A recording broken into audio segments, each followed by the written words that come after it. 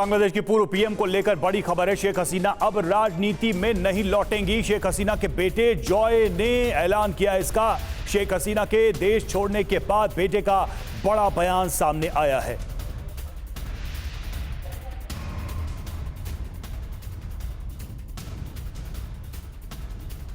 और बांग्लादेश में बदले हालात के बीच पूर्व प्रधानमंत्री खालिदा जिया करीब 6 साल बाद जेल से रिहा होंगी।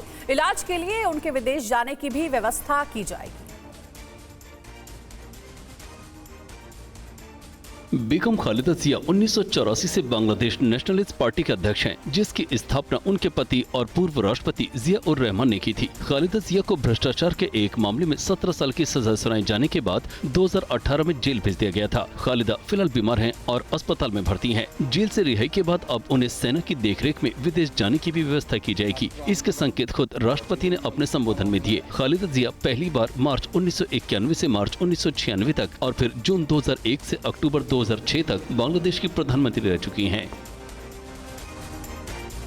सुमित हमारे साथ बने हुए। सुमित, ये चीज बहुत हैरान करने वाली है कि शेख हसीना की सरकार गिरी नहीं, तख्ता पलट हुआ नहीं, वो भारत आई नहीं कि उधर खालिदा जिया को रिहा कर दिया गया। राष्ट्रपति को कोई नुकसान नहीं हुआ, सेना को कोई नुकसान नहीं है। सीधे सीधे अगर देखा जाए तो एक सरकार जो बांग्लादेश को ऑपरेट कर रही थी वही निशाने पर थी। देखिए, बिल्कुल ऑपोजिशन की और खासतौर पे बीएनपी की मांग ही यही थी कि जब वो लगातार इस पूरे मार्च में या पूरे आप कह सकते हैं कि प्रोटेस्ट में उतरे तो उनका मकसद ही ये था खालिदा जिया को छुड़वाना। और खालिदा जिया ही नहीं बल्कि उनके बेटे जो तारिक रहमान है वो भी, क्योंकि वो लगातार 2008 से 2009 से लगातार वो भारत लंदन में ही है। उनके बड़े बेटे जो राजनीति में भले ही सक्रिय ना हो लेकिन सब कुछ बीएनपी में वही चलाते हैं और यही वजह है कि अभी कहा जा रहा है कि वो भी देश वापस लौट सकते हैं। और ये एक तरीके का आप कह सकते हैं प्रेशर था, एक तरीके का निगोशिएशन की सबसे पहली डिमांड थी कि खालिदा जिया को छोड़ा जाएगा। इसके बाद जो अपोजिशन के दूसरे लीडर बाहर गए हुए हैं, जिनको देश से बाहर गए हुए, वो वापस लौटेंगे। और अभी हम देख रहे हैं कि धीरे धीरे ये सारी चीजें जो लीडर जेल में थे